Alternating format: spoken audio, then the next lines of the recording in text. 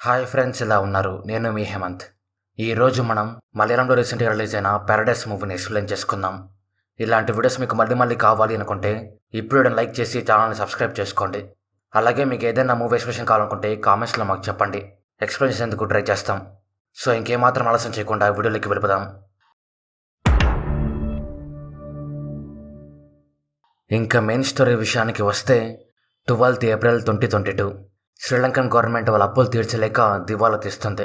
దానివల్ల శ్రీలంకన్ ప్రజలకి ఏం దొరక్క వాళ్ళకి కావాల్సిన బేసిక్ నీడ్స్ కోసం ప్రొటెస్ట్ చేయడం స్టార్ట్ చేస్తారు. అక్కడికి వెళ్ళే టూరిస్టులు కూడా చాలా తగ్గిపోతారు. కానీ కొంతమంది మాత్రం హ్యాపీనెస్ వెతుక్కుంటూ అక్కడికి వెళ్తుంటారు. 20 June 2022 కేశవ్, అమ్మ ఇద్దరు భార్యాభర్తలు వాళ్ళ 5th anniversary సెలబ్రేట్ చేసుకోవడం కోసం కేరళ నుంచి శ్రీలంకకు వస్తారు. వాళ్ళు అక్కడ చేస్తున్న టూర్ పేరు రామాయణ టూర్. వాళ్ళ గైడ్ పేరు యాండ్రూ. తనే వాళ్ళిద్దరికీ ఎక్కడెక్కడ ఏం జరిగింది అని చూపిస్తూ ఉంటాడు. కేశవ్ ఒక ఫిలిం కంపెనీలో పనిచేస్తూ ఉంటాడు. తను స్క్విడ్ గేమ్ ఇండియన్ వర్షన్ తీద్దామని నెట్ఫ్లిక్స్ వాళ్ళని ప్రొడ్యూస్ చేయమని అడిగింటాడు. దానికి వాళ్ళు ఒప్పుకొని కేశవ్కి ఆల్ ది బెస్ట్ చెప్తారు. దానికి తను చాలా హ్యాపీగా ఫీల్ అవుతాడు. తను ఎంజాయ్ చేద్దామని శ్రీలంకకు వస్తే తన ఫిలిం కూడా ఓకే అవుతుంది. దాంతో తను అనుకున్న దానికన్నా డబుల్ ఎంజాయ్ చేస్తాడు. శ్రీలంకలో ప్రొటెస్ట్లు ఇంకా అలాగే జరుగుతూ ఉంటాయి. కానీ కేశవ్ తన హ్యాపీలో ఉండి అవేం పట్టించుకోడు. కానీ అమ్ము మాత్రం వాళ్ళు పడుతున్న కష్టాల గురించి అబ్జర్వ్ చేస్తూ ఉంటుంది. కేశవ్, అమ్ము ఇద్దరు ఒక మ్యాన్షన్లో స్టే చేస్తారు. ఆ మ్యాన్షన్లో 2 వ్యక్తులు పనిచేస్తుంటారు. వాళ్ళ పేర్లు శ్రీ, ఇక్బాల్. కేశవ్ తినడానికి మాంసం కావాలి అంటాడు.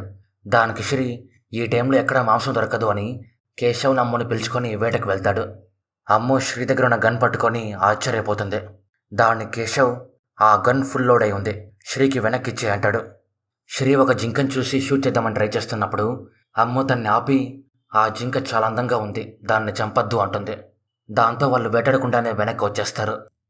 అమ్ము, కేశవ్ ఇద్దరు వాళ్ళ యానివర్సరీకి అలాగే ఫిలిం ఓకేనందుకు కలిసి పార్టీ చేసుకుంటారు. మన జీవితం మారబోతోంది అని కేశవ్ చాలా అంటే చాలా హ్యాపీగా ఉంటాడు. కానీ అమ్ములో మాత్రం ఏదో ఒక తెలియని డిస్కంఫర్ట్. తను తన జీవితంలో హ్యాపీగానే ఉంటుంది, కానీ ఫుల్గా హ్యాపీగా ఉంటుందా అంటే ఉండదు. ఎందుకంటే కేశవ్ తన ఇష్టాలని సరిగ్గా పట్టించుకోడు కాబట్టి. కానీ వీళ్ళిద్దరూ బయటికి మాత్రం ఒక హ్యాపీ కపుల్లా కనిపిస్తూ ఉంటారు. ఇద్దరు తినేసి మ్యాన్షన్లో పడుకున్నప్పుడు ఎవరో 3 దొంగలు విండో ద్వారా లోపలికి వచ్చి వాళ్ళిద్దరు ల్యాప్టాప్స్ని, మొబైల్స్ని దొంగతనం చేస్తారు. దానికి అమ్ము, కేశవ్ ఇద్దరు మీరిద్దరు ఏం చేస్తున్నారు అని శ్రీని, ఇక్బాల్ని తిడతారు. నెట్ఫ్లిక్స్ వాళ్ళు కేశవ్కి ఏదో ఒకటి మెసేజ్ చేస్తూ ఉంటారు. అందుకు తను తన మొబైల్ని, ల్యాప్టాప్ని ఎలాగైనా సరే కనిపెట్టాలి అని కంప్లైంట్ ఇచ్చేందుకు యాండ్రూతో కలిసి పోలీస్ స్టేషన్కి వస్తాడు. సార్జెంట్ బందారా కేసు గురించి తెలుసుకొని ఇక్కడ శ్రీలంక మొత్తం తగలబడిపోతుంది, మేం బయట తిరిగేందుకు కారులో డీజిల్ కూడా లేదు అంటూ కేసు గురించి పట్టించుకోడు.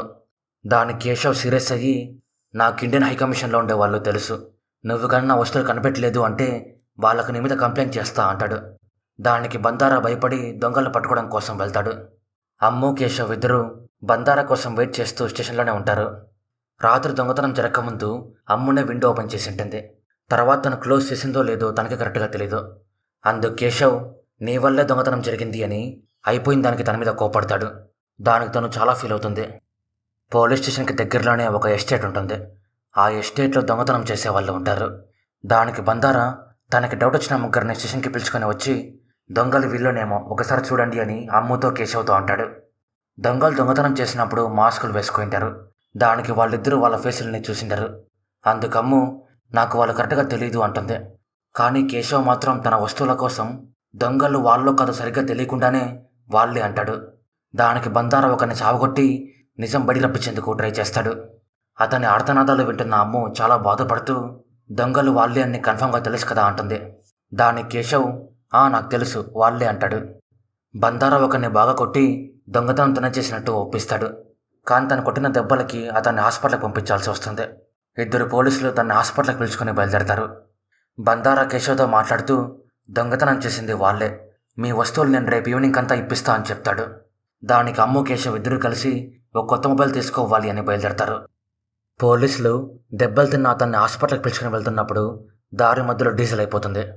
అందుకు అటుగా వెళ్తున్న అమ్ముని, కేశవ్ని లిఫ్ట్ అడుగుతారు. పోలీసుల చేతిలో దెబ్బలు తిన్న అతను ఊపిరి తీసుకోలేక ఒక రకమైన సౌండ్ చేస్తూ ఉంటాడు. అమ్ము అది విని తను చనిపోతాడేమో అని చాలా భయపడుతుంది. అందుకోసమే తన కోసం హాస్పిటల్ లోపలికి కూడా వెళ్తుంది. కేశవ్ కూడా హాస్పిటల్లోకి వెళ్దాం అనుకుంటాడు. కానీ ఎవరో ఏడవడం చూసి భయపడి బయట ఉంటాడు. కేశవ్ అమ్ముతో మాట్లాడుతూ మన యానివర్సరీ ఇంత దారుణంగా ఉంటుంది అనుకోలేదు అంటాడు. దానికి అమ్ము, నువ్వే కదా ఈ టైంలో ప్రజలు తక్కువ ఉంటాయని పిలుచుకొని వచ్చింది అంటుంది. అమ్ము కేశవ్ ఇద్దరు కలిసి టెంపరీ యూస్ కోసం ఒక మొబైల్ తీసుకుంటారు. మరుసటి రోజు ఇద్దరు కేరళకు వెళ్లేందుకు రెడీ అయ్యి వాళ్ళ వస్తువులు కలెక్ట్ చేసుకోవడం కోసం స్టేషన్కి వస్తారు. అప్పుడు బందారా వాళ్ళతో మాట్లాడుతూ దొంగతనం వాళ్ళు చేసినట్టు ఒప్పుకున్నారు, కానీ మీ వస్తువులు ఎక్కడున్నాయో మాత్రం చెప్పట్లేదు అంటూ నాకు ఇంకా 2 days టైం కావాలి అంటాడు. దానికి కేశవ్, నాకు నా వస్తువులు కావాలి, ఇచ్చేదాకా ఇక్కడే ఉంటా అంటాడు. పోలీసులు అరెస్ట్ చేసిన వాళ్ళ మనుషులు మా వాళ్ళని వదిలేయండి అంటూ స్టేషన్ బయట ధర్నా చేస్తూ ఉంటారు. దానికి బందారా కేశవ్తో, మీరు ఇక్కడ ఉంటే మీకే మంచిది కాదు, వాళ్ళు ఎప్పుడైనా దాడి చేయొచ్చు, మీ వస్తువులు మీకు 2 daysలో ఇచ్చేస్తా అంటాడు. దానికి కేశవ్, నేను 2 days ఇక్కడే ఉంటాను, నా వస్తువులు నా చేతికి వచ్చాకే ఇక్కడి నుంచి వెళ్తా, నా వస్తువులు నా చేతికి రాలేదు అంటే నీ మీద ఇండియాలో కంప్లైంట్ చేస్తా అంటాడు. కేశవ్ పోయిన వస్తువుల కోసం ఇంత రచ్చ చేయడం అమ్ముకి ఏమాత్రం నచ్చదు. తను ఈ విషయం కేశవ్కి చెప్తున్నా తను తన మాటలు పట్టించుకోడు. అందుకు తను తనకు చెప్పడం మానేస్తుంది. కానీ తను మాత్రం పోయిన వాటి గురించి టెన్షన్ పడకుండా పీస్ఫుల్గా ఉంటుంది. యాండ్రూ తను బయటికి పిలుచుకొని వెళ్ళి ఒక మంచి ప్లేస్ని చూపిస్తాడు. దానికి అమ్ము చాలా హ్యాపీగా ఫీల్ అవుతుంది. అమ్ము యాండ్రూతో కలిసి బయటికి వెళ్ళడం కేశవ్కి ఏమాత్రం నచ్చదు. అందుకు తనతో మాట్లాడుతూ, మనమున్న సిచ్యువేషన్లో నువ్వెలా సంతోషంగా ఉన్నావు, అయినా యాండ్రూ నీ అటెన్షన్ కోసం ఎప్పుడు ట్రై చేస్తూనే ఉంటాడు, అలాంటి వాడితో కలిసి ఒంటరిగా బయట కిందికి వెళ్ళావంటాడు. దానికి అమ్ము ఏం చెప్పకుండా సైలెంట్గా ఉంటుంది. వస్తువులు దొరికేంత వరకు కనీసం శ్రీలంక చూద్దామని కేశవ్ యాండ్రూతో మాట్లాడుతూ మనం రామాయణ ట్రిప్ని కంటిన్యూ చేద్దామంటాడు. దానికి యాండ్రూ సరే అంటాడు. అమ్ము కేశవ్ ఇద్దరూ కలిసి మళ్ళీ రామాయణ ట్రిప్ని కంటిన్యూ చేస్తారు. పోలీసుల చేతిలో దెబ్బలు తిని హాస్పిటల్లో ఉన్న అతను హెల్త్ నుంచి కొంచెం కోలుకుంటాడు. కానీ ఉన్నట్టుండి మళ్ళీ ఊపిరి తీసుకోలేకపోతాడు. అందుకు డాక్టర్ తనకు ఆక్సిజన్ మాస్క్ని పెడుతుంది. కానీ కరెంటు పోయేసరికి ఆక్సిజన్ మాస్క్ పనిచేయదు. హాస్పిటల్లో ఉన్న జనరేటర్ కూడా పనిచేయకపోయేసరికి తనకి ఆక్సిజన్ సరిపోక చనిపోతాడు. దానికి ఎస్టేట్లో ఉండే వాళ్ళంతా కలిసి పోలీస్ స్టేషన్ మీద దాడి చేస్తారు. దానికి పోలీసులు సిటీకి వెళ్ళి బ్యాకప్ తీసుకొని రావాలి అని అక్కడి నుంచి తప్పించుకొని మెయిన్ రోడ్డు మీదకి వస్తారు. అప్పుడే అమ్ము కేశవ్ ఇద్దరు ట్రిప్ ముగించుకొని అదే రోడ్డు మీద వస్తుంటారు. వాళ్ళు జరిగింది మొత్తం తెలుసుకొని పోలీసులకి లిఫ్ట్ ఇస్తారు. అమ్ము అతను చనిపోయిన విషయం తెలుసుకొని తన చావుకి మనమే కారణం కదా అంటుంది. దానికి బందారా, మనం కాదు మేడం, ఆ హాస్పిటల్ వాళ్ళు, అయినా అతను తను చేసిన తప్పకే చనిపోయాడు అంటాడు. బందారా సిటీలోకి వచ్చి బ్యాకప్ తీసుకుంటాడు. పై ఆఫీసర్ కేశవ్తో మాట్లాడుతూ, మీరు ఈ టైంలో సేఫ్గా ఉండాలి అంటే మీకు సెక్యూరిటీ కావాలి. బందారా అలాగే ఇంకో ఆఫీసర్ మీరు ఇక్కడి నుంచి వెళ్ళేంత వరకు మీకు తోడుగా ఉంటారు అని చెప్పి ఎస్టేట్లో గొడవ చేస్తున్న వాళ్ళని పట్టుకోవడం కోసం అక్కడికి వెళ్తాడు. అమ్ము కేశవ్తో మాట్లాడుతూ అతని చావుకి మనం కూడా కారణం కదా అంటుంది. దానికి కేశవ్, అతని చావుకి మనకి ఏం సంబంధం లేదు, అయినా నేను పట్టించింది ఒక దొంగని, అతనే ఒప్పుకున్నాడు కదా అంటూ ఈ నాన్సెన్స్ మాటలన్నీ మాట్లాడద్దు, మనం ఇక్కడ నుంచి సేఫ్గా తిరిగి వెళ్లేందుకు సెక్యూరిటీ కావాలి అంతే అంటాడు.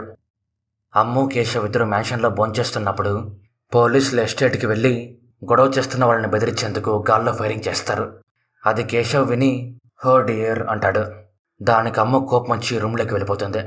ఎందుకంటే తనకి జింక ప్రాణమన్నా మనిషి ప్రాణమన్నా జాలి ఉంటుంది కాబట్టి. కేశవ్కి ఈ విషయం తెలిసే తను ఎక్కిరించేందుకు అలా అంటాడు. అమ్ము చనిపోయిన తన గురించి తలుచుకుంటూ చాలా బాధపడుతూ ఉంటుంది.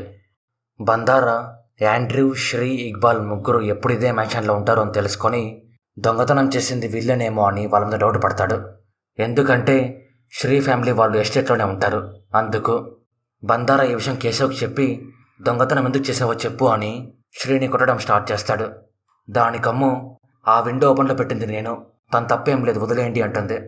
శ్రీ బందారాకి భయపడి, అనవసరంగా మా వాళ్ళని అరెస్ట్ చేసి ఒకరిని చంపేశావు, నన్ను కూడా అలాగే చేద్దామనుకుంటున్నావా అని గన్ తీసుకొని తన గురి పెడతాడు.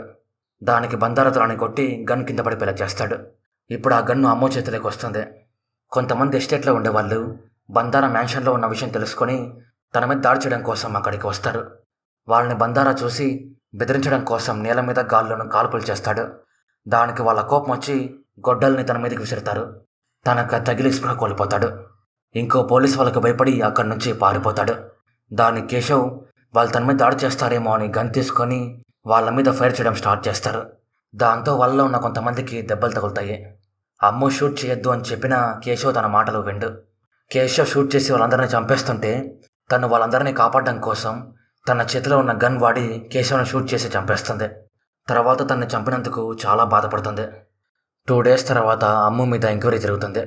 బందారా, శ్రీ, ఇక్బాల్ ముగ్గురు అక్కడ ఏం జరిగిందో మేము చూడలేదు అంటారు. కానీ యాండ్రూ మాత్రం అమ్ముని కాపాడాలి అని ఎస్టేట్లో ఉన్న వాళ్ళు మ్యాన్షన్ మీదకి వస్తుంటే తన భయంతో షూట్ చేసింది. కానీ మధ్యలో కేశవ్ వచ్చాడని సాక్ష్యం చెప్తాడు. దాంతో పోలీసులు తన్ని వదిలేస్తారు. ఆ తర్వాత తను కేరళకి స్టార్ట్ అయిపోతుంది. ఇక్కడ మూవీ ఎండుతుంది. సో ఇది ఫ్రెండ్స్ ప్యారడైస్ మూవీ గురించి. స్టోరీ మీకు ఎలా అనిపించిందో కామెంట్స్లో మాకు చెప్పండి. అలాగే ఈ వీడియో నచ్చిందో లేదో కూడా కామెంట్స్లో మాకు చెప్పండి. అలా మీరు చెప్పడం వల్లే నాకు ఇలాంటి వీడియోస్ మళ్ళీ చేయాలో లేదో తెలుస్తుంది. సో ఈ వీడియో నచ్చిందో లేదో కామెంట్స్లో మాకు చెప్పండి. అలాగే ఇలాంటి వీడియోస్ మీకు మళ్ళీ కావాలనుకుంటే ఇప్పుడే వీడియోని లైక్ చేసి మీ ఫ్రెండ్స్తో ఫ్యామిలీతో షేర్ చేయండి. అలాగే ఇలాంటి మరెన్నో ఇంట్రెస్టింగ్ వీడియోస్ మీరు మిస్ అవ్వకూడదు అనుకుంటే ఇప్పుడే మన ఛానల్ని సబ్స్క్రైబ్ చేసుకోండి. మరో వీడియోతో మళ్ళీ కలుద్దాం. అంతవరకు బాయ్.